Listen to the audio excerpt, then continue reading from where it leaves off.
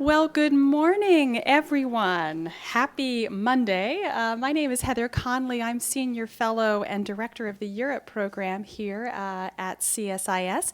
We are delighted. Every once in a while, our timing is perfect, and our timing was perfect because we understand that President Obama, will be giving a major address on Thursday at the National Defense University on the legal framework and policy for drone attacks, as well as for Guantanamo Bay. So I couldn't think of a better timed event to help us tease out the most important issues and the important questions. And there is one international organization that is at the heart of the important parts of the speech that President Obama will give, and that is the International Committee for the Red Cross. We are delighted to welcome Vice President Christine Baerle from the ICRC. Madame Baerle was elected to the upper house of the Swiss Parliament in 1991 and has served in leading roles in the Parliament, from chair of the Foreign Affairs Committee to serving on a variety of committees of important security policy, economic, and legal issues.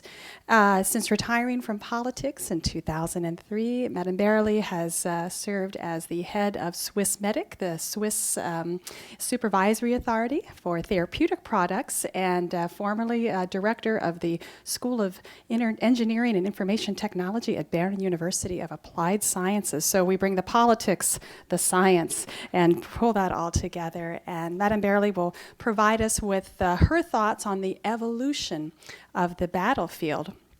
And after Madame Baerle's remarks, we will turn the microphone over to our very own Jim Lewis, who is the Senior Fellow and Director of the Technology and Public Policy Program here at CSIS, or what I affectionately call Jim, our cyber guru. Jim is a former Foreign Service officer, member of the Senior Executive Service, and has held prominent positions at both the State Department and the Commerce Department. He is really the master of understanding the intersection of technology, innovation, and national power. He has served in areas of distinction at the UN group of governmental experts on information security. He has run Track 2 cybersecurity dialogues with the China Institute of Contemporary International Relations. So very well steeped to offer some reflections and commentary after Madame Baerle's presentation. I have to say, as I was thinking about this morning in our discussion, I sort of thought, what would Henri Dunant, the founder of the ICRC, over 150 years ago, as he stumbled literally across a battlefield in Italy, the Battle of Solferino, what if 150 years later he would have stumbled upon a village in Pakistan's federal administrative tribal areas, Fatah, after a drone attack, where there was no one wearing uniforms, there was no, the civilians were harmed? What would he have made of that particular issue? And again, it points to how international humanitarian law changes and evolves to today's challenges. So that's a thought to think about, and maybe Christine, you can help us think through that a bit with your presentation. Again, welcome. After both Christine and Jim provide their comments, we'll do a little moderated Q&A and then open the floor for your questions and comments. And again, welcome, Christine, and thanks to the ICRC office for allowing us this special opportunity. Thank you.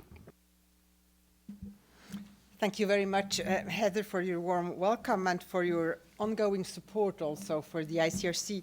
I'm indeed thrilled to be with you today here in Washington and to have the possibility to speak about the subject that Heather mentioned. And I thank also the SCIS for hosting this event today. The role the SCIS plays in promoting strategic insight and bipartisan policy solutions today is vitally important also for us and the discussion we have. Let me now say a few words about remotely piloted aircrafts, usually known as drones, and also about cyber warfare. In its operational, legal, and policy work, the ICRC is facing several challenges linked to the evolving nature of contemporary battlefields. This includes the development of remotely controlled aircrafts, of drones, and of course, cyber warfare. A common feature of these technological developments is that they put an ever-expanding distance between operators and the traditional battlefield. The deep controversy around the use of combat drones has produced two opposing camps. Simply put, defenders of drones say their relative precision greatly minimizes the risk of collateral damage. Critics, on the other hand, say drone strikes can constitute extrajudicial killing, especially outside conflict zones, and that hundreds, if not thousands, of civilians have died in such strikes. Other point to the psychological effects of drones continuously hovering in the sky. The ICRC endeavors to assess drones' effects and whether they might be the result of violations of IHL. I'm, however, not in a position to make a general assessment of whether drone strikes lead to more or less civilian casualties. Indeed, drones are typically used in remote terrain where staff security concerns hamper the ability to collect first-hand information, including for the ICRC. There are also claims that drones' technological features may increase opportunities to attack. There might be less hesitation, both at the political level and at the level of the operator, to fire a drone strike than a cruise missile. It has also been alleged that an increase in the likelihood of attack may cause an associated rise in civilian exposure to harm. This is, in my view, an important question, but from a political perspective more than from one of IHL. Among the various issues raised by drones, I will focus on the lawfulness of extraterritorial use of force and the application to drones of the rules of IHL governing the conduct of hostilities. Most questions with regard to drone strikes have been raised about the lawfulness of the use of lethal force against individuals who were deemed to be participating in an ongoing NIAC, non-international armed conflict, from the territory of a non-belligerent state. Under one school of thought, a person directly participating in hostilities in relation to a specific ongoing NIAC carries that armed conflict with him to another non-belligerent state and remains targetable under AHL. Pursuant to other views, which the ICRC shares, the notion that a person carries a NIAC with him to the territory of a non-belligerent state should not be accepted. The proposition that harm could lawfully be inflicted on civilians in the non-belligerent state in operation of the IHL principles of proportionality because an individual sought by another state is in their midst would in effect mean recognition of the concept of a global battlefield.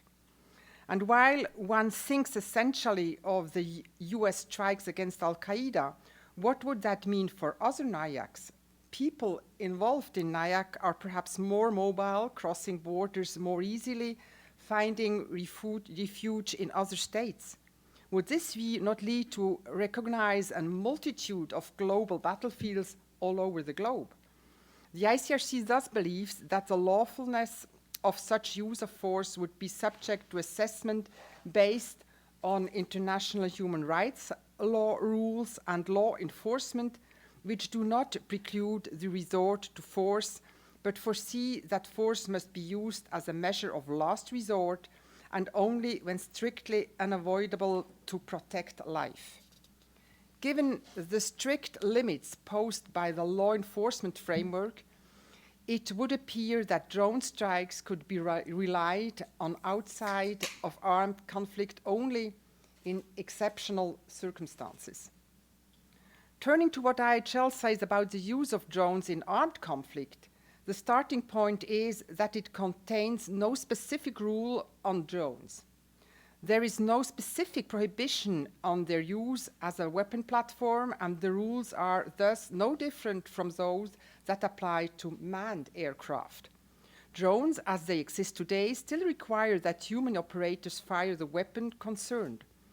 The responsibility for respecting IHL clearly belongs to the drone operators, their commanders, and the relevant party to the conflict for all actors whose conduct is attributable to it in particular its armed forces, as well as other agencies or persons acting under its instructions, direction, or control.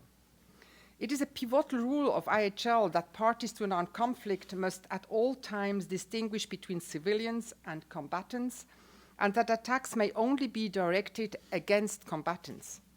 Who is deemed to be a lawful target is the subject of much debate. In the ICRC's view, members of state armed forces, as well as persons who perform a continuous combat function for a non-state party to the conflict, are not civilians and are thus not protected against direct attack. All other persons are civilians. They become lawful target only for such times as they take a direct part in hostilities. In case of doubt, a person must be presumed to be protected from attack. Thus, the fact that the military-age male happens to be in a strike zone without more information is not sufficient to conclude that he may therefore be lawfully targeted. Even an armed military-aged male, as in many cultures, men routinely bear arms. IHL also requires that each party to a conflict takes all feasible precautions in the choice of means and methods of warfare with a view to avoiding or minimizing civilian casualties. Because drones possess sophisticated sensors and are able to conduct surveillance over a given area for an extended period of time, they have the potential to help direct attack more precisely against military objectives. They also provide their operators with more options with regards to the timing of the attack, which again could help avoid civilian casualties. Drones therefore widen the range of precautionary measures that may be taken in advance of an attack. Whether the use of armed drones does indeed offer these advantages will depend on the specific circumstances. This issue is the subject of an ongoing debate due, among other things, to lack of information on the effects of most drone strikes. Some have argued that abuses are more likely when a person is disconnected and at a distance from a potential adversary, but there is, to our knowledge, at present no evidence that this is true or more frequent in the particular case of drone operators. Also, the fact that usually crews are physically on the territory of the state party to the conflict that operates the drone, not where the strike occurs, does not change the status of its crew members under IHL. They are not protected by IHL against direct attack if they are part of the state armed forces, have a continuous combat function, or for such time as they directly participate in hostilities. Distance from the potential adversary is actually not entirely novel compared to other weapon systems that are also operated from a distance, such as cruise missiles. In summary, there is nothing specific to drone systems that would make them, as such, unable to implement the IHL rules on targeting. The lawfulness of particular operation is to be assessed on a case-by-case basis and will very much depend on the overall applicable legal framework, information available to the operators, and their willingness to apply the relevant law. Let me now turn to cyber warfare.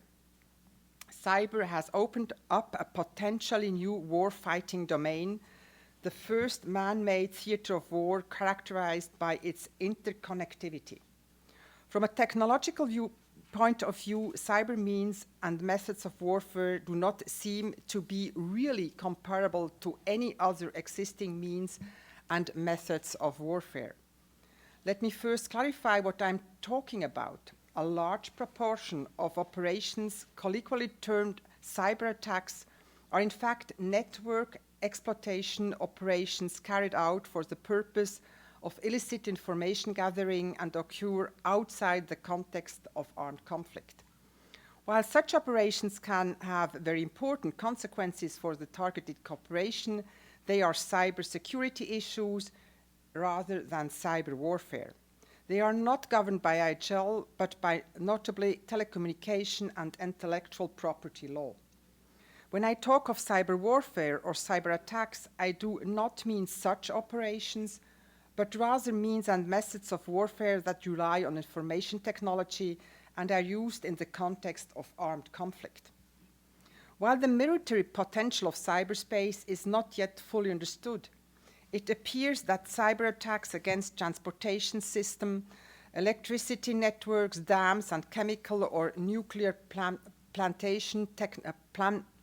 plants are technologically possible. Such attacks would have wide-reaching consequences, resulting in high number of civilian casualties and significant damage. It is thus our role to recall that in an armed conflict, all feasible measures must be taken to spare civilians and civilian objects.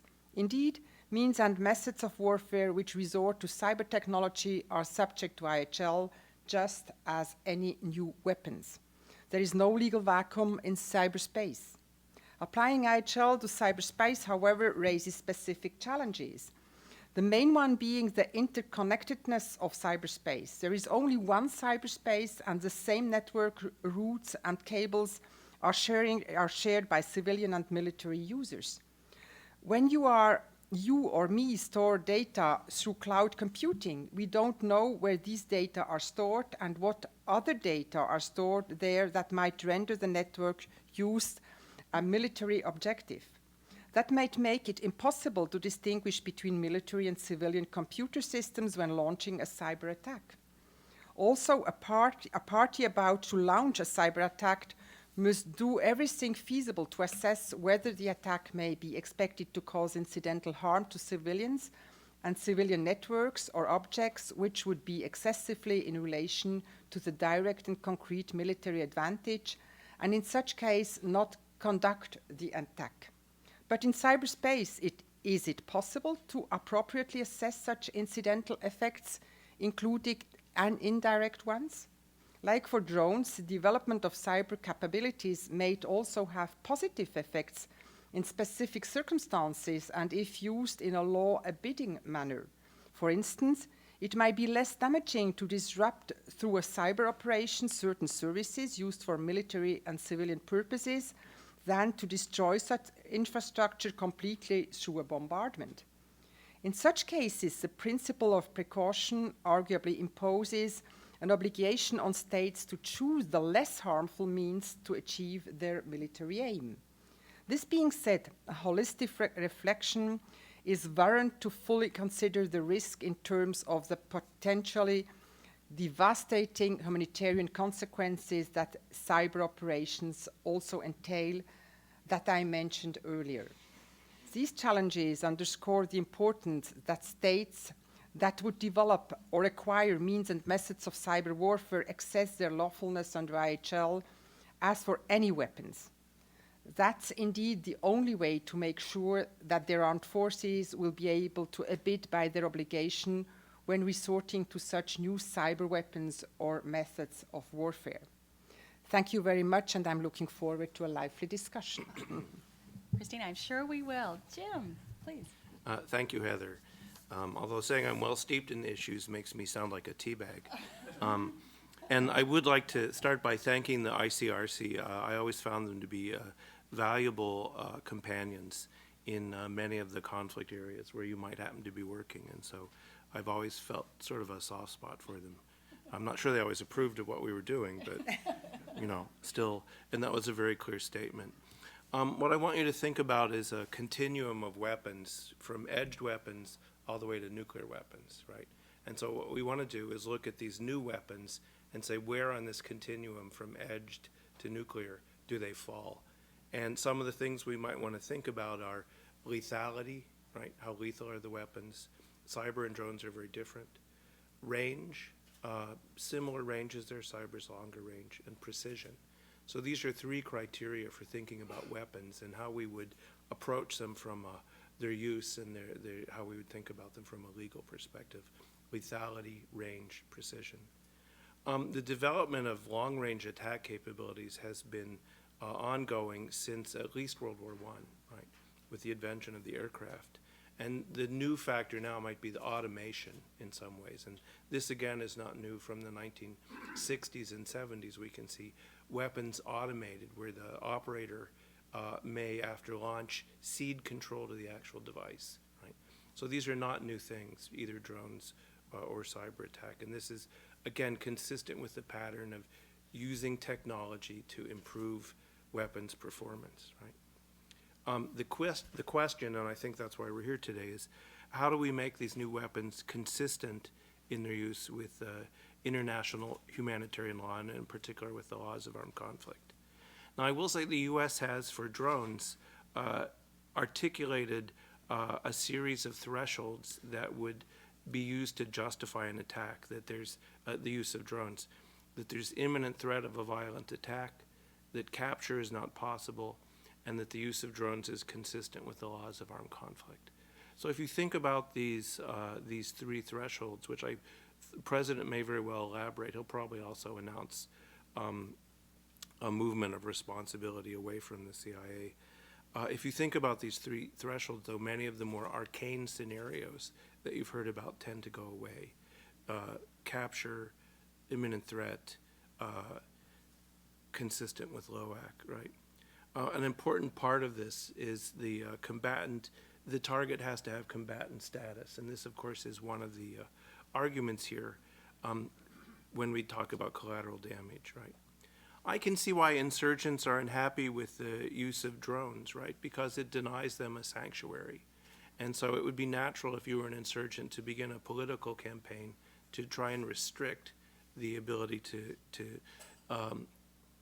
penetrate your sanctuary and take advantage of it. When you are in a counterinsurgency campaign, you will find that successful insurgencies depend on having a sanctuary. If you can reduce that sanctuary, if you can make it difficult for them, the chances of their success increase. So this makes drones very attractive in many scenarios, but it also means they'll be the target of objections in their use. The idea that governments where drones operate haven't accepted their use is probably not correct. They may not publicly accept it. One of the benefits of WikiLeaks is we know that the Pakistani government at the time actually encouraged greater use of drones. It's possible that their behavior has changed, but somehow I doubt it, right? Now, all of this raises two very important issues, both cyber and drone, and this is where we want to think about. The issues are overflight and neutrality. And overflight sounds like a funny term to use when it comes to networks, but when, let's just pick a random example. If the US were to do something against China, it would have to transition networks in many cases through third countries. In fact, it might choose to do that because of the benefits of perhaps disguising its tracks. And so they're basically passing over a national network through a national territory to carry out an attack. And that would seem to be overflight. Normally you would get permission. The way the internet is structured now is it's a commercial agreement. One carrier accepts carrier traffic from another carrier without looking at it, right? But that avoids the issue of do we need to think about overflight. There's also the issue of neutrality then. What is the role of neutrals in this? If your attack traverses my network, have I compromised my neutrality? If your attack affects me, and this has happened in the real world, then how is my neutrality compromised? What are your obligations to neutrals who may be attached? So these are difficult issues that we'll only be able to work through with more experience. The goal for the new weapons is to make them consistent with the laws of armed conflict and with international law. And I'd like to call attention to four principles in particular. Attack should be proportional, right? There has to be distinction among the targets. And distinction is important because another way to think about distinction is its commander's discretion, right? If there is overriding military necessity, any target can be attacked, right? And so you are supposed to, under the third principle, though, discrimination, avoid attacks that don't really have a military objective or would cause unwarranted harm to civilians or that are indiscriminate in their nature. I think in both the case of drones and cyber attack, the ability to make these more precise, to better discriminate among targets is one of their attractive features, right? Not something we don't usually think about. And finally, there's the whole issue of self-defense and how that's interpreted. The use of these things has to be consistent with international law, and particularly with the commitments under the UN Charter. So justifying any kind of attack as something under self-defense, as a necessary for self-defense is important. I will say there is an emerging international consensus on the applicability of international law and sovereign responsibility, particularly for cyberspace. When you see this consensus publicly enunciated, will be a political issue. You need to find agreement among the Russians, the Chinese, the Americans, and others before everyone will come out and say, but the behavior you see now that people seem to be acting in accordance with is that international laws apply, the laws of armed conflict apply, and sovereign responsibility applies, right? And this will be probably, if there's a remote chance, we'll see some agreement on this announced publicly this summer, perhaps in the fall, but this is the course we're moving on. And that is encouraging because it means that these new weapons will be able to be put into the larger context of international human rights. The one caveat I'd put to this, international human rights and international law. The one caveat I'd put to this involves covert action. International law does not touch upon espionage, right? This is probably a good idea, right? States don't want international law touching on espionage, right? And the privilege of sovereigns in this area is something where there is tacit agreement among nations that we should respect. So covert action may occur outside the framework of international law. This is always an issue with it, but it is not something that it can be forbidden, right? Sovereigns will not accept forbidding covert action. And then we get into a discussion of when it makes sense from a policy perspective or a political perspective, how we limit its use. I will say that the new weapons, in both cases, create areas of ambiguity in how the laws of armed conflict should be applied, how the international humanitarian law should be applied. But the way that the laws, the Hague Convention, the Geneva Convention, the UN Charter, that the way they're written, they're flexible. They can accommodate new weapons. This was their intent. Some are more than a century old now, and they have been successfully used to govern all the weapons that have been introduced since the Russo-Japanese War. So international law is flexible. It can accommodate the new weapons.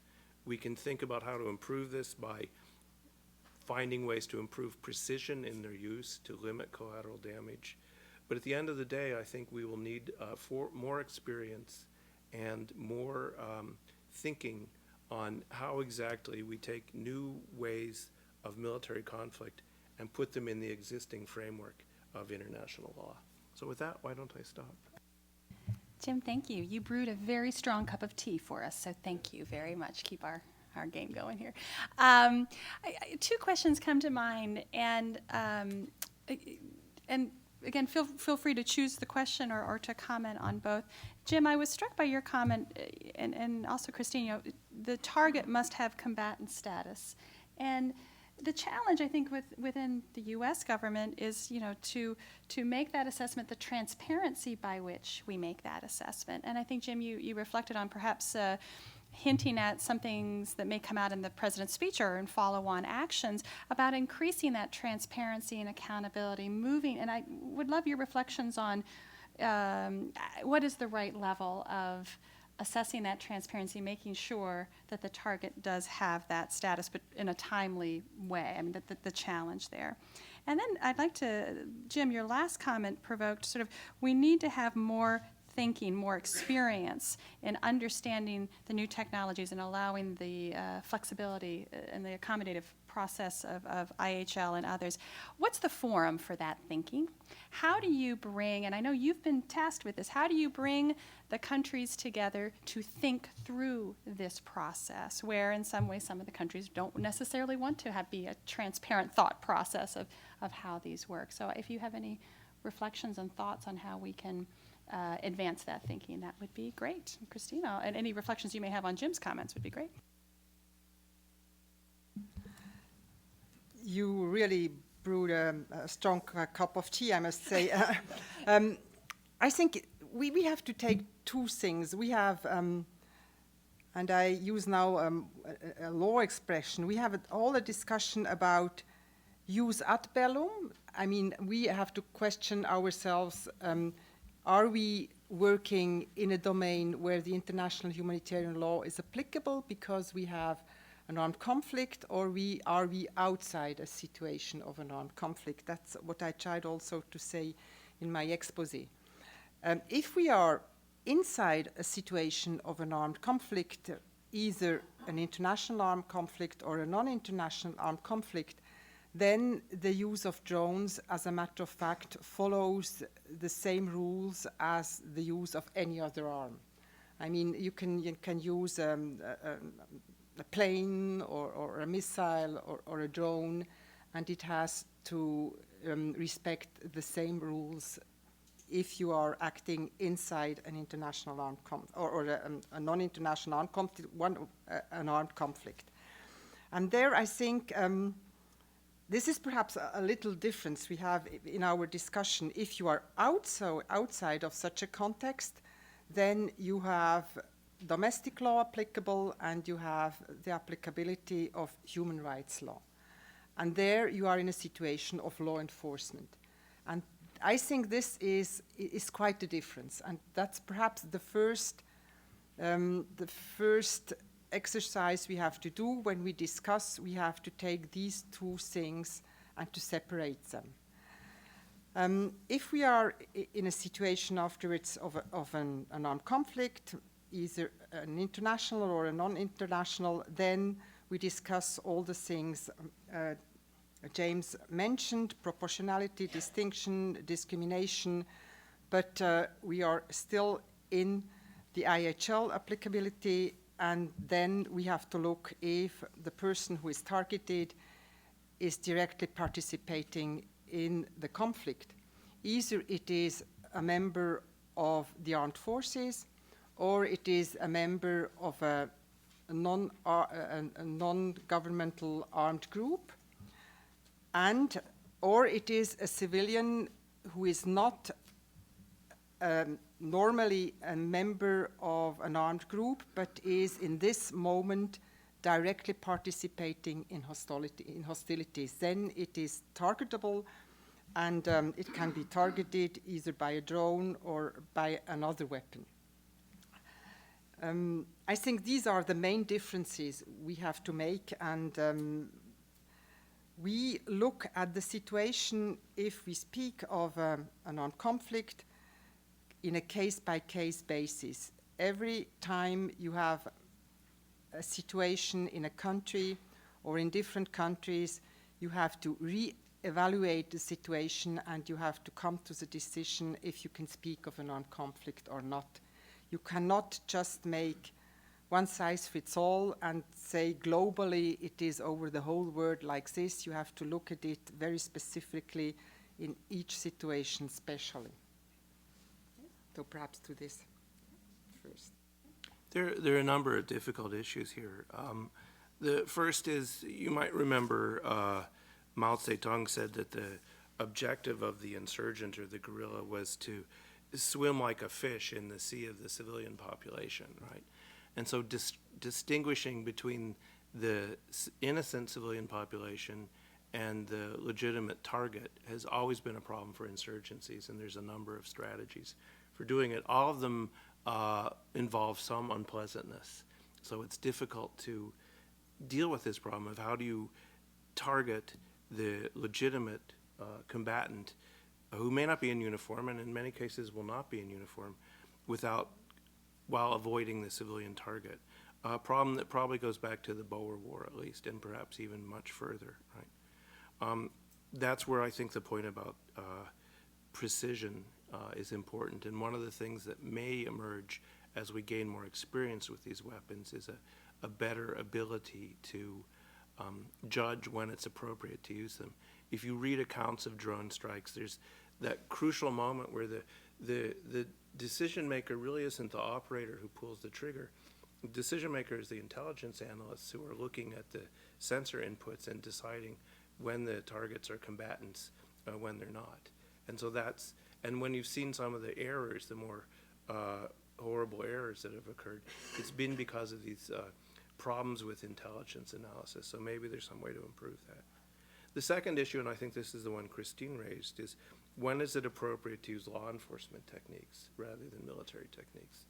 And in lots of ways, there's a benefit to approaching terrorism as a law enforcement problem. You don't give them the legitimacy of being in a conflict. You don't give them some of the legal protections they get as combatants. There's a benefit to approaching this as a law enforcement issue, but we know that in some cases this isn't possible. So these are some of the issues you want to think about: is how do we distinguish the sharks from the fish? When do we decide that it's better to have the police rather than the military? And those are almost always, those are hard in every single war you can think about like this. On the Forum for New Thinking, on the drone side, there isn't very much, right? In part because right now only one nation is using them in conflict. There might be some side discussions, but compared to cyber, there's very little discussion of drone. On cyber, there's an immense amount of discussion. It's not public, and that's a puzzling thing, but there's at least 4 different international fora that have been discussing the rules of cyber warfare for more than 3 years, right? You have the UN with a group of government experts now in its 3rd round, right? Second round was successful, first was not. There's other discussions in the disarmament part of the UN. You have this thing called the London process, which talks about responsible state behavior. First 2 meetings a little tricky, well, and 3rd meeting coming up in Korea in the fall, but you'll see discussion of what is responsible state behavior. You had a long and very fruitful discussion in the Organization for Security Cooperation in Europe, the OSCE, that led to a draft of very useful norms and confidence building measures for cybersecurity. It's really regrettable that the OSCE was unable to agree on these. And that was at the very last minute, where a bilateral problem between the US and Russia derailed what would have otherwise been a very positive effort. Finally, you have the ASEAN Regional Forum beginning to engage on this, right? And there are others. The OAS is doing this. The Organization of African States is doing this. There's a wide discussion of how to treat cyber warfare, cyber conflict. What are the norms? That's been ongoing for a few years, and we don't see that matched on the drone side, so it's interesting. And that makes you wonder, the cyber discussion, the driver there is the fear, the concern that nations have about what is a new source of instability in the international system. And cyber is kind of unbounded for many countries. It's easy to exaggerate the effect. I don't think it's easy to get very dramatic effects out of a cyber attack. But countries don't know, and so it's unbounded risk, and that's why they've all focused on it. You don't see the same thing with drones, and it would be interesting to try perhaps to figure out why. Our next CSIS project. Let me open the floor for discussion and comment. If you could raise your hand, please, and identify yourself and your affiliation. We have some colleagues with microphones, and we'll take a few questions and begin the discussion. I see a question right over here, ma'am. The microphone's coming towards you. Li Chen from Johns Hopkins Science, China Studies. I have 2 questions here. One is, I understand both of you were talking about international armed conflicts. My first question is, well, we heard lots of accusations. China have stolen maybe billions of dollars of economic intelligence from the U.S. companies or military. If we take that accusation as a fact, that to me could cause more risks to the U.S. than some military attacks. So given that as a fact, how could the U.S. do the calculation and jump from taking this kind of attacks or risks to an offensive cyber operation? So I wonder whether both of you can comment on that. What's the conditions? What kind of forms the U.S. could do in terms of offensive cyber operation? My second question is, it's aspiring to hear both of you agree that the new weapons could be taken under the existing international law framework. My question is, what's your thinking about the arms control regime for the new weapons? Thank you.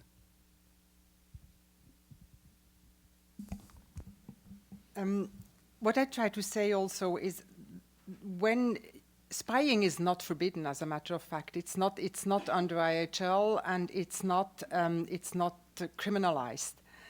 And when I'm speaking of a cyber attack, in this sense, we speak of an attack by cyber means in the context of an armed conflict, where you have a physical destruction of something, because otherwise it goes much too far. If you would give the right to a counterattack, also when we are speaking of spying and of economical damage, then we would really go very far. And that's why I tried to make very clear that when we are speaking of cyber attacks, it's where you have a very direct harm in attacking whatever, a nuclear plant or an electrical grid, or something where you really have the danger that persons would be hurt and that you could have really victims in this sense.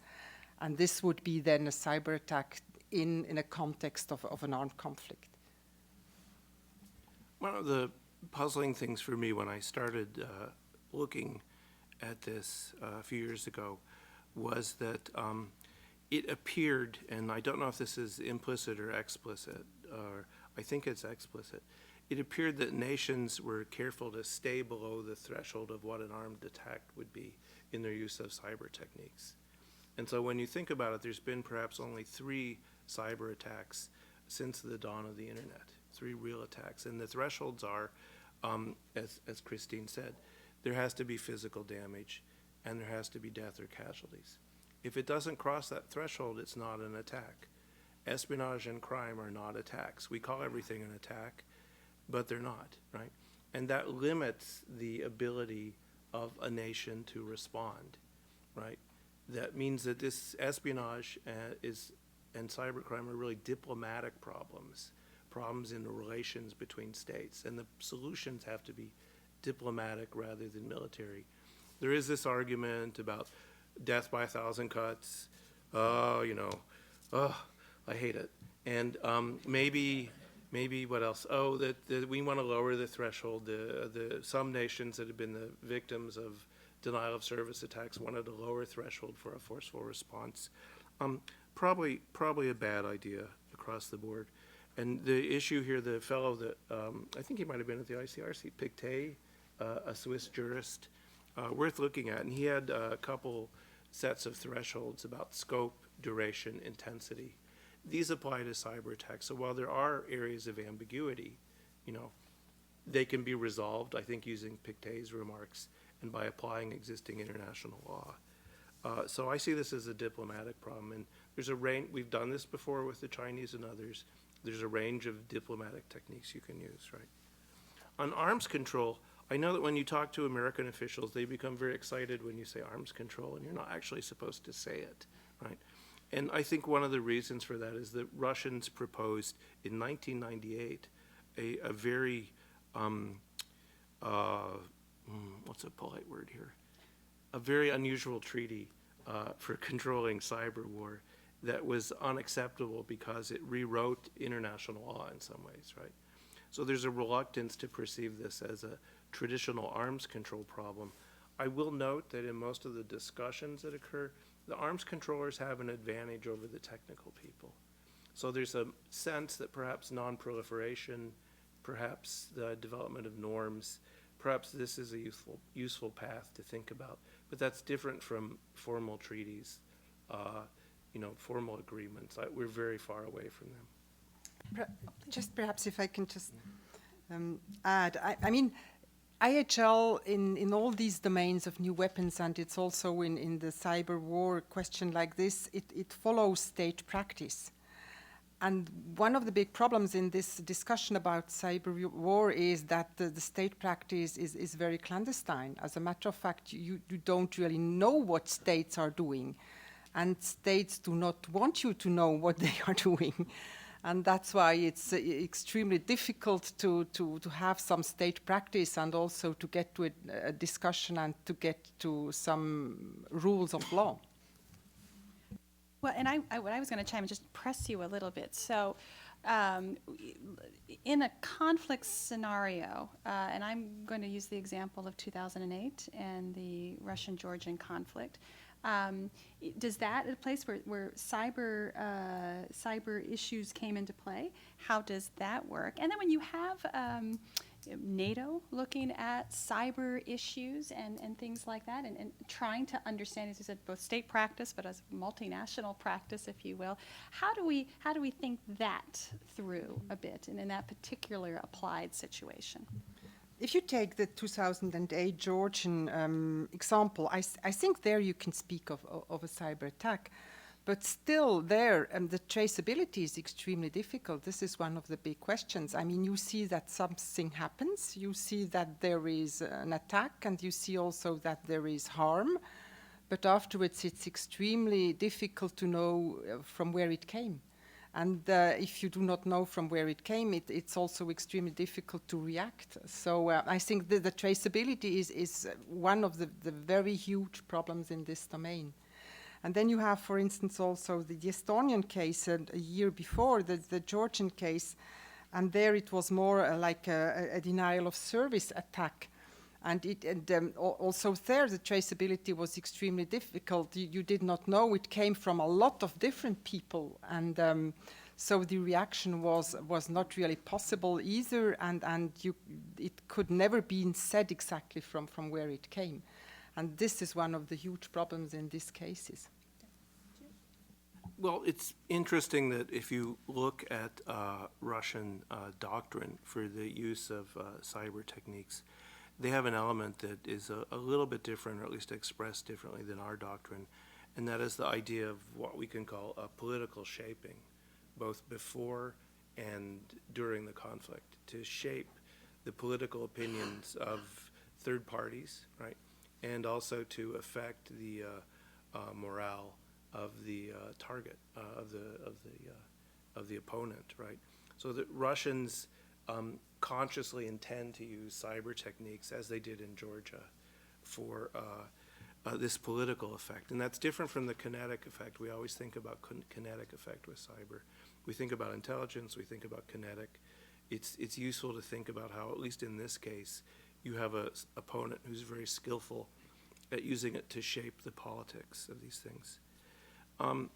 The issue I'd put before you is the problem of attribution, right? And attribution is getting easier, right? And the ability to attribute is improving, right? And currently, a few nations have a very high ability to attribute. This is how we know it's China, right? But that will become more common in the future. So what will that mean for how we think about these conflicts when it is much more easy to attribute the source of attack? The one benefit, I'd say right off the bat, is it will make it easier to fit this into the context of international law. I mean, the biggest cyber attack probably we had to, what we heard of is Stuxnet. Yes. And this was for sure a cyber attack, but there also the attribution is quite often discussed, and we have read a lot of things in the media, but it's not very clear as a matter of fact. But this was quite a strong cyber attack. Also, the Aramco attack in 2012 on the Saudi oil company, but there also the traceability is very difficult.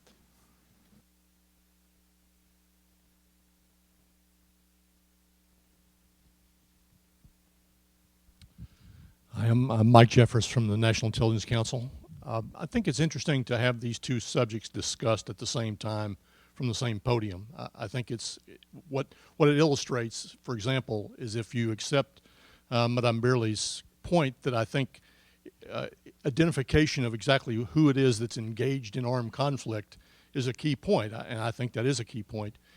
When you discuss it in that context, in the context of UAVs, you have one kind of discussion, and then when you discuss it in the context of cyber, as Mr. Lewis did, where things aren't really attacks unless they actually result in damage, then you have a different kind of conversation, because it seems to me that the point about defining what it is, what a combatant is very important. I mean, I think in some ways your point about Mao Zedong sharks swimming or the insurgents swimming in the sea of the people.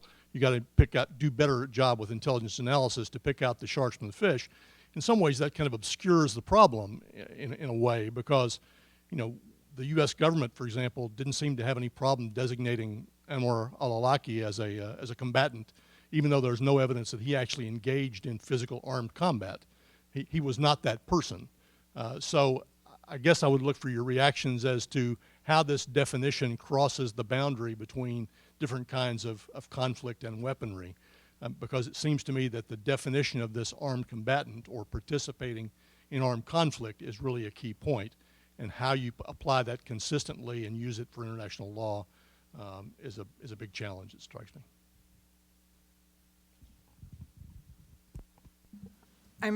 I think you really have a point. I mean, and it's in every case where you have to take a decision, I think extremely difficult, because you have to do like two definitions. You have first to look, are we in a situation of an armed conflict or not? And if you say, yes, we are in a situation of an armed conflict, you have to look if the targeted person is participating at the conflict and is really, in this sense, targetable. And I'm fully aware that it is much easier to speak about things like this when you are on a podium or you are somewhere and have a nice discussion between friends than when you are behind the button where you have to decide if you have to shoot or not to shoot. I'm fully aware of this, but still I think to think it through in theory is extremely important and gives you also the strength afterwards to decide when you have to decide. If you have a clear idea in your head when it is possible to do something, then also when you are under stress, you probably take a better decision. So the example I think many people use is, suppose there was a German-American working at Peenemünde developing the V2, right? And he had not actually engaged in combat, right? Would he have been a legitimate target? And the answer is clearly yes, right? So the al-Awlaki case is perhaps the most difficult case we have, and it raises many difficult issues. There's areas of ambiguity. It makes everyone uncomfortable. But at the end of the day, I think you can make a justification for it, right? That's not popular, but it could be the same way that the German-American working at Peenemünde on the V2 could be a legitimate target. So could this person. There are a lot of gray areas here. I'm reluctant to take anything off the table while we are in a position where we still face significant threats, and while we're in a position where there has not been the kind of public discussion and thinking we need about these issues. You can go back and forth on al-Awlaki. It's probably not something you'd want to do very often, but you could explain why it was justified in view of the risk. So I think this is one where you do need more analysis, more discussion. And the touchstone for me, and the reason I think we have both drones and cyber up here, we could probably tag in other weapons. You're going to see robotic weapons. You may see other kinds of weapons. The touchstone here is, how do you take the new military developments and put them into the context of existing international law? Are there places where international law needs to be modified? The Russians and the Chinese used to argue, they've stopped, that information was a weapon. And I always said to them, sure, I get it. You drop the Sunday Times from a tall building and let someone, that's a weapon. But otherwise, it's not. It's a distortion of international law to say information is a weapon, and they had clearly a political goal. But there are places where there will be ambiguities, and working through that will have to be something we'll need to do both at a national level and an international level. I'm just reluctant to say we should not do something against a target that you could define as legitimate. I'm struck as we were talking about the attribution on the cyber issue, and I participated in some gaming exercises and things like that, that in some ways, policymakers and analysts, in some ways they have to practice this and practice the decision-making challenges, that in the moment as you're, quick paced, to feel more comfortable both with uncertainty, which is very uncomfortable in this when you have this much at stake, How do you practice, how do you get policymakers, and I would take this on, again, a multinational stage, and thinking of NATO and others where you have to practice that attribution question and how it works. How do you do that? Or is there a place that you can practice it? Obviously, nations can practice that and their own institutions, but how do you develop that expertise? I don't know, Jim or Christine, if you have any comments. As a matter of fact, I do not really know how they do it. I have some experiences where I see that policymakers discuss this really very deeply, and I know also that the militaries do it. The militaries have also a lot of discussions with their lawyers, as a matter of fact, when you are discussing with them. So they very often tell you that this was one of the biggest changes they lived through in the last 20, 30 years. Now, behind every commander, you have his lawyer, and this was not like this probably in the Second World War.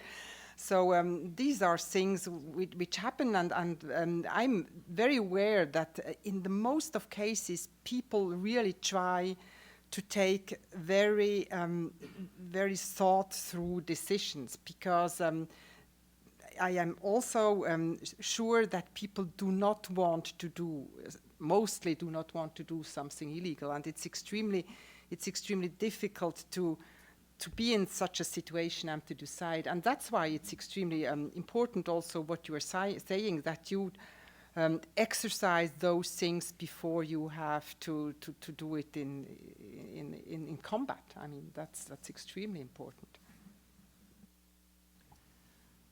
Some of you probably heard this, but about a year ago when the Sanger article on Stuxnet came out, I was talking to some Chinese colleagues, and I said to them, hey, were you surprised by the article? And they said, no, we always knew it was you. And I said, oh, yeah, how do you know that? And they said, well, first of all, whoever designed Stuxnet had so many lawyers involved. There's only one country that has that many lawyers involved in it. So I said to them, well, what about you? Don't you have to deal with lawyers? And they said, not yet, but it's increasing. So right, it's enjoy it while it lasts, right?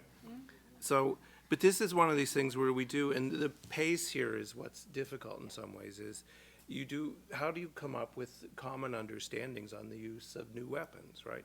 And some of that has to be through bodies like the UN. Some of it has to be through bodies like the ICRC. There's other international fora like this London process.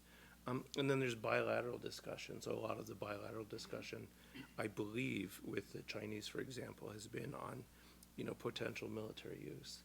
So I think this is just one of these things where we're going to have to talk our way through, and where we want to bear in mind that, unsurprisingly, there will be political agendas, right, that try and shape the debate. And some of those agendas are not in our national interest. So we have to take, I think, a strong position of what best serves the United States and can be consistent with international law.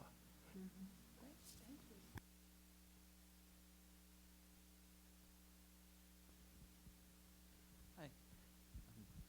My name is Ron Seaman. I'm from Ron Seaman Ministries. And what my concern is, we can see all of the cyber attacks that take down power plants or grids or banks, insurance companies. But what I'm concerned about is the unspoken, which is the manipulation of hundreds of thousands of social media accounts through automation and controlling the politics and controlling the impact on the ground.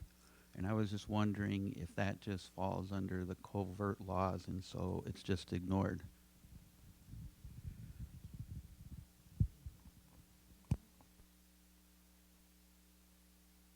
I'll give you, and then you can give the right answer. No, it's so I last summer I learned that you could buy Twitter followers, right? Which I've thought about doing it, and Boost your numbers? yeah, I mean, so when you read that I didn't get that far. When you read that some rapper has 4 million followers, the actual number might be, this was from a friend who worked at one of these hip-hop newsletters. their actual number might be like 1.5. So it's easier to manipulate the social media than we think. And the same is true for Facebook and LinkedIn. It's easier to use the data from them for data mining. I talked to one of the big data miners, and they use feeds from social media as predictive. I think there's been stuff in the paper. You can predict disease, unemployment, car purchases. You can predict all sorts of things from being able to harvest this data, because people can't resist putting things on social networks. You think, like, why do I care? Arm now covered with red dots, right? It's like, so what? But people do that enough that you can predict disease outbreaks. And governments have not been slow to recognize the utility of social networks, first for intelligence purposes. You can mine social networks. You can create false identities. You could use it for targeting. Most large intelligence agencies, I think it's safe to say, outside the US, exploit social media. The notion of shaping opinion, though, is a difficult one, and I think it depends largely on national law. So I don't see some countries put a lot more effort into this than you might think. So the Chinese have bloggers who they hire. I think they call them the 50-cent army. Maybe it's the 10-cent. It depends on the value of the yuan on any given day, who purposely enter positive things about the Chinese government. The Russians, of course, I mentioned earlier, have a doctrine that focuses on political shaping. So it's an area where one of these areas of ambiguity. What are the rules for this? This is where transparency would help. I myself don't believe anything I read on the internet unless I can confirm it somewhere else. But I don't think it's an issue for laws of armed conflict. No, it's not an issue for the ICRC, as a matter of fact, but I could give you perhaps an answer as a person. I just was in a management seminary, as a matter of fact, last week, and we saw there how these means can really also be used as a means of attacks against whoever you want. I mean, you can attack a corporation, you can attack a person politically, and I think there we are really in a sphere where we have also to look if in a certain way freedom is not just killing itself. I mean, it's really sometimes quite difficult if you overflow somebody with information. And there, I think it's like we have to be extremely critical and just be very, very aware what we are believing and what we are not believing, and look that we are not based just on one information, because it's in politics, I think it can be quite dangerous. I think I'm really taking from this conversation the power of shaping the political agenda in some ways is more powerful than I had anticipated. We had a question right here. Thanks. I'm Hillary Lewis. I'm actually with the George Washington University Executive MBA program. We have a focus on cybersecurity, so I thank you for having the event. It's been wonderful. I have a question that's going to kind of weave a couple of things together. In the context of cyber attacks happening as a component of an overall kinetic attack, which is frequently how they're conceived of in military operations, how does the idea that you need, in order to have a legitimate target, you need that individual to be involved in a continuous combatant function? When you consider a cyber attack as an element of an overall ongoing kinetic or international armed conflict, how can you target someone whose element is only it's intransigent? It's something where maybe you set up a distributed denial of services, then you sit back, and that attack is ongoing, but there's no individual managing it thanks to botnets. So how does the idea of a legitimate target must be someone who's currently engaged, how does that marry with this idea that cyber allows people to be disengaged?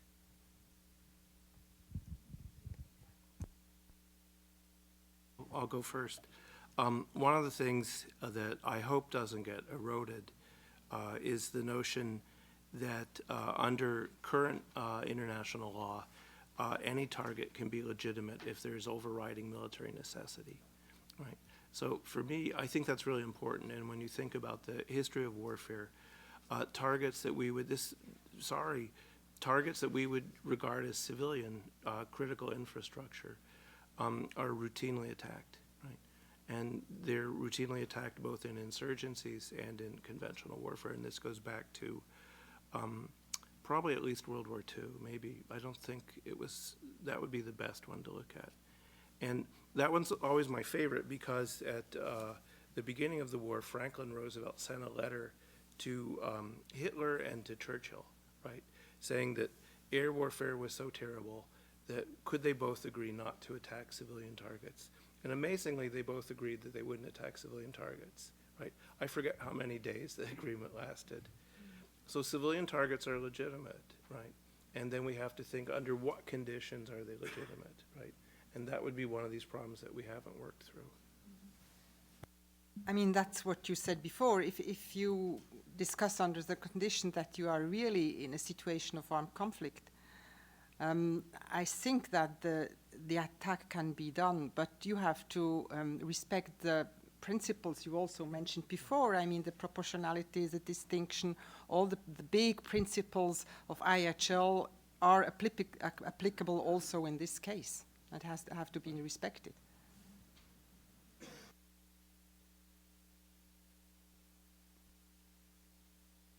My name is Andrew Yu from Deutsche Bank. I have a question about what is the appropriate doctrine of deterrence when it comes to cyber attacks? Because it seems that cyber attacks have a huge potential for destruction, and yet it doesn't seem possible in all circumstances to draw an analogy, a direct analogy between, say, nuclear deterrence because of the question of attribution.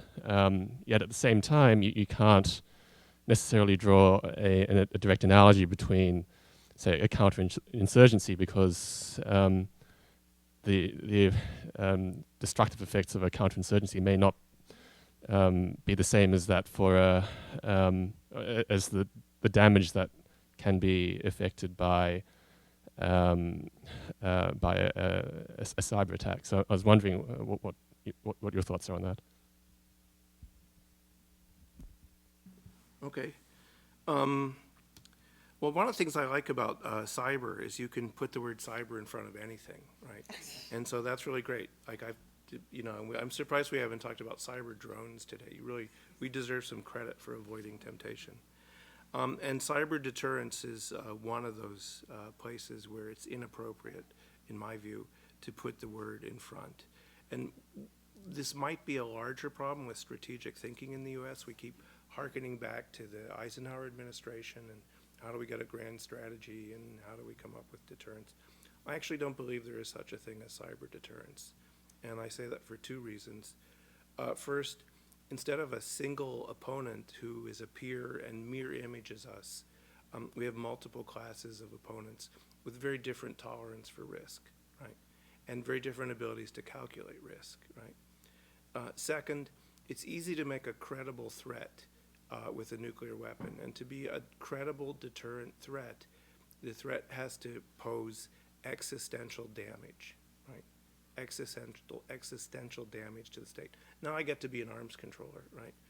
And so a cyber attack, it's really not going to be that destructive, right? We could talk about how destructive, but it's not going to create existential risk, right?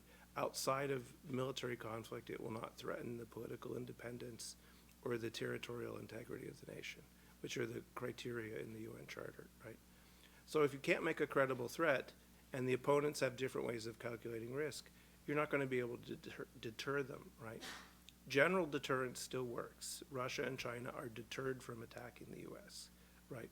But they're not deterred from cyber actions, in part because of the threshold issues. Espionage doesn't justify a military response. Crime doesn't justify a military response. So we cannot deter them. And so I see people always trying to resuscitate deterrence along with other Cold War ideas. Someone was asking me about collective defense the other day. It just gave me a headache, right? So I'm not a big fan. And perhaps just one addition. I mean, the strengths or the weakness of cyber can also be its strengths, because the whole cyber world is so diversified and is mainly private. And because it's mainly private, it's also very difficult to attack as a whole. So it's very, if you attack some place, there will be on another place again a private initiative coming up. And so I think this is in a certain way also deterrence, that it is so diversified and very private.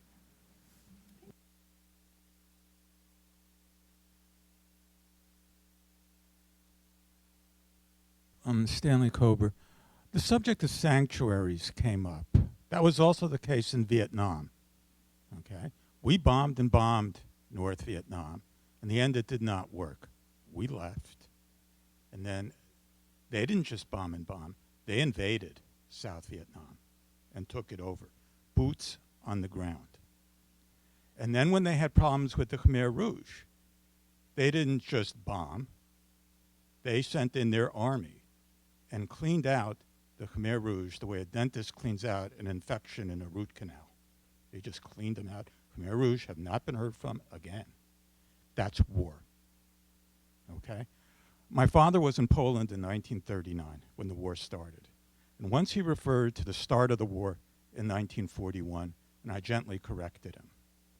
And he turned and looked at me scornfully and said, "That was no war." By discussing cyber and drones, are we in effect admitting that we are no longer capable of war?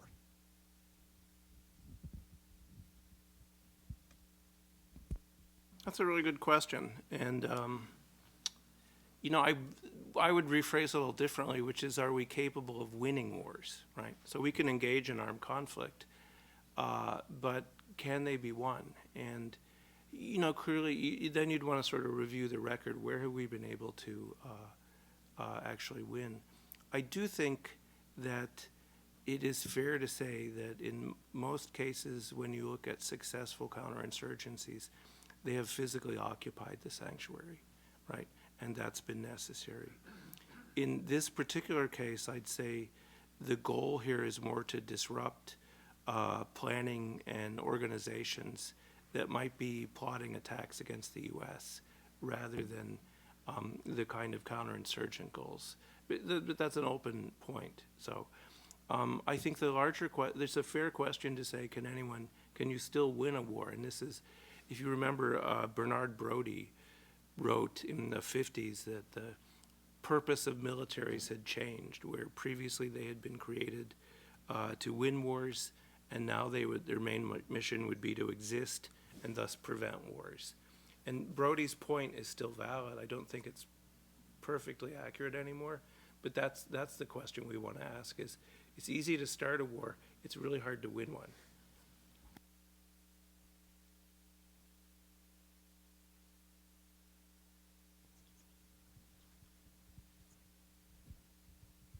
Hi, Marco Bulmer from the Joint Centre for Earth Systems Technology and recent experience in NATO headquarters. I've heard something a little bit different to what I was thinking I was coming to today. I'm intrigued by your title, Battlefield. Those of us operating within these sorts of spaces are really thinking battle space more than battlefield. So I was intrigued as to why you might have chosen battlefield for the topic today. And the two things that you've chosen here, cyber and drones, they are part of a continuum. I would certainly go along with that. But I think what they've highlighted for us, sort of trying to work within those spaces, is we are often having to operate over significant distances. And as a result of that, we're operating at different speeds. And part of that is just pure physics. We're operating halfway around the world. And the other, obviously, is biological, the thinking piece here. Both of those technologies allow more information to be put forward. And they've really changed where we think of tactical situations and strategic situations. And it's really quite revolutionary what's gone on. So I think my question is this: given that a drone operator is capable of seeing more and is able with higher resolution to better discriminate and to get to all those things that we've been wanting to get to in terms of proportionality, distinction, discrimination. We're getting there, but we're now introducing more people into this. Going to Christine, what we continually need is access to the law and what is written and how it's written. And I guess my question for both of you is, do you think that the way that the law is currently presented is adequately fit for purpose and fit for role for those people who are having to operate within these spaces and make these decisions? Thank you.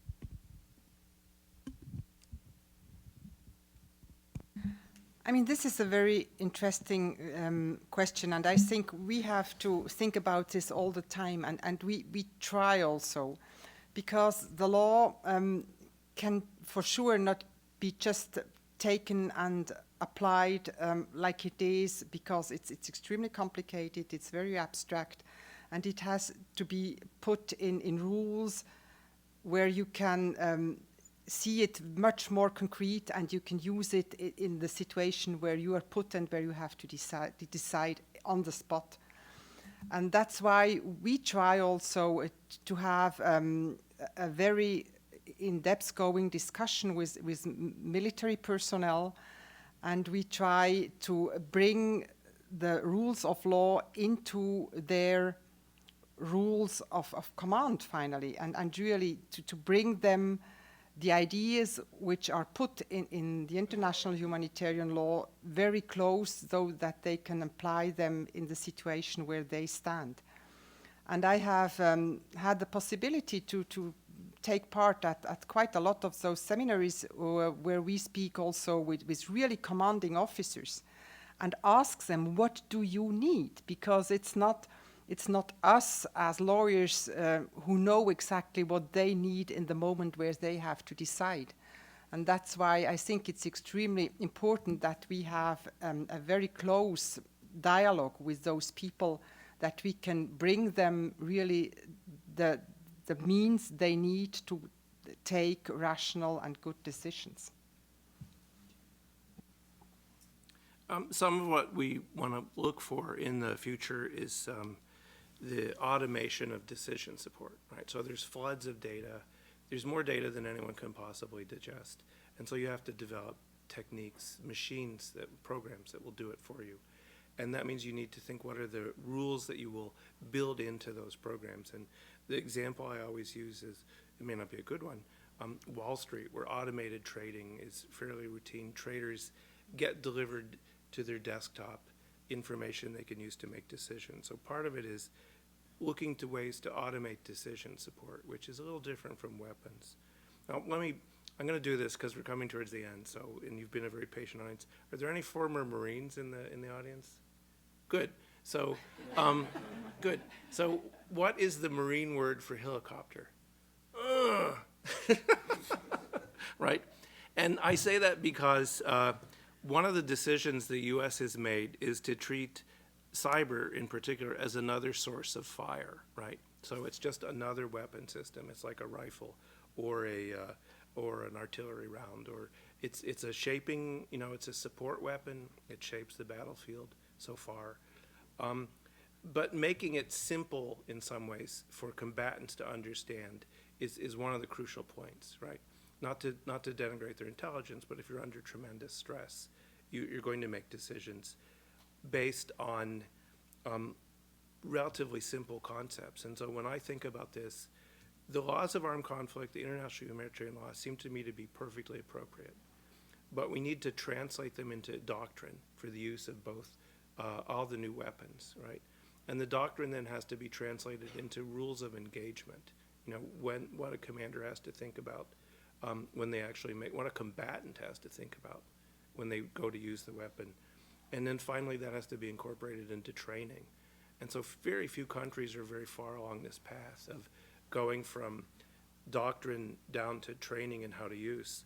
I will say that in the U.S., probably this is a bit of a surprise, because of the lack of clarity over rules of engagement, over doctrine, which is changing. There's been a real reluctance, a real caution to use some of these techniques. Hard to believe, I know, but when you talk to the military commanders at, say, the 06, the 1-star, the 3-star level, they express a degree of caution until they get a clear understanding of the rules of engagement, how the laws of armed conflict apply. Perhaps just, I still think that it's extremely important, and that's why I told before, or I said that we should have this relationship with the commanders. I think decisions are still to be made by men. And we have to have the connection, and we have to explain to them how the rules work and how they can be applicable in the moment where it's crucial.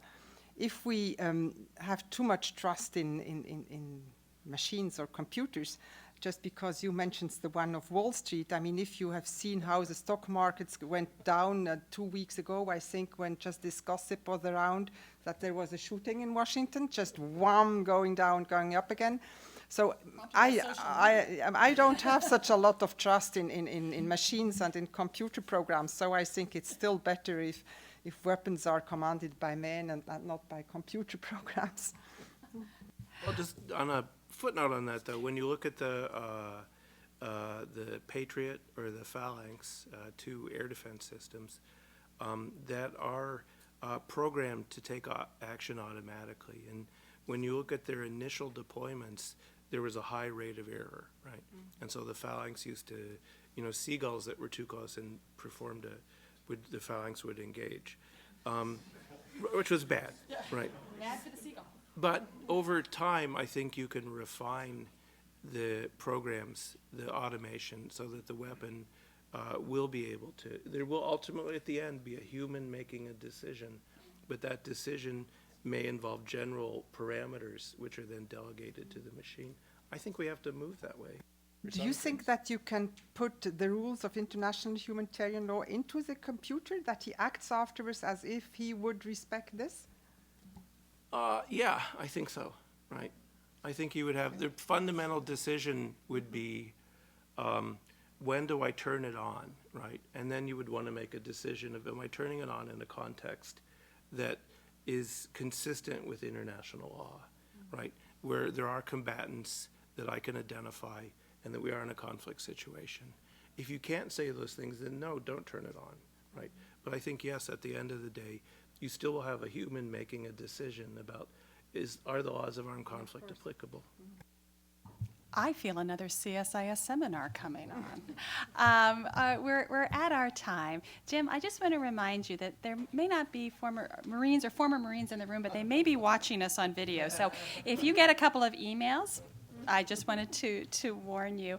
Thank you all so much. I learned a great deal. I learned from our audience, which I always learn from our audience. But Christine and Jim, thank you so much. It's these types of events that we can both understand ICRC's critical role, that we can have a debate, a respectful debate, and still at the end of this, I think we have more questions than answers, which means we need to dig into this more. And I feel smarter when I read the president's speech on Thursday. I'm going to look for a couple of things based on this conversation. So again, please join me in thanking Christine and Jim for a great presentation.